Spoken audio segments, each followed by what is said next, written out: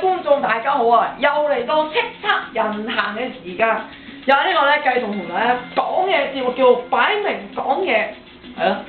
咁啊今日咧揀完呢個食嘢歌之後咧，仲到啊揀咧另一個好中意嘅就係周博賢嘅歌，因為周博賢咧寫嗰啲歌，今次呢首歌叫《字裏行間》。不嬲話食字啦，即係個間咧就係即係房間嗰個間，就係咧女士邊，即係個當字嗰個間。字裏行間擺明就係講呢個咧呢個八卦雜誌嘅文化。咁佢咧就係咧由周博賢咧就曲詞編監，都係佢啊，好厲害嘅。周蘭逢一分，借周往走入快感空間。吸走進心裏一刻變和情緒災難，欣賞字裏行間，像夢中的人物狂歡。好啦，上次係揀完謝安琪好似話嗰個死對手啊，唔係，咁其實大家都係女歌手，你係容祖兒，今次係揀咗謝安琪，咁其實謝安琪嘅歌不嬲都好中意㗎啦，不過唔緊要。其實咧，我覺得啲係好歌咧，就去揀啦，理得佢3721啦，係咪？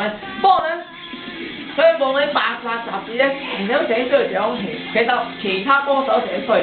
不過咧，我就最近咧呢個喺閒時評論界咧，中環呢個閒時評論界裏邊咧，我竟然揾到個俗世污傳喎！哇，喺呢個咪應該係清世污傳啊！清世污傳啊！直情，我哋要講翻句，欣賞字裏行間，像夢中的人物狂歡。因為佢係全香港99%都唔知道呢個存在，就係 UTEL YT 如今3週年啊！你知唔知啊？簡直唔知，因為全香港99%都唔知啊！因為你睇我唔多啱啊！我都唔知啊！你唔話俾人點知啊？多擺滿街，長做長賣，鑑於讀者基礎大，因重要愛，再滋養因，如珠如百變態，繼續縱情很平日一分，借周往走入快感空間。你真係唔知道如今3週年，我而家話俾你聽 ，You tell I know。真係講翻句啊！欣賞字裏行間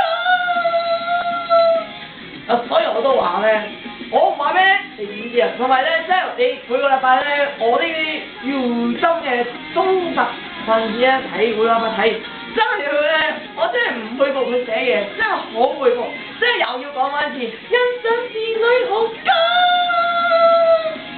真係要讚譽心情。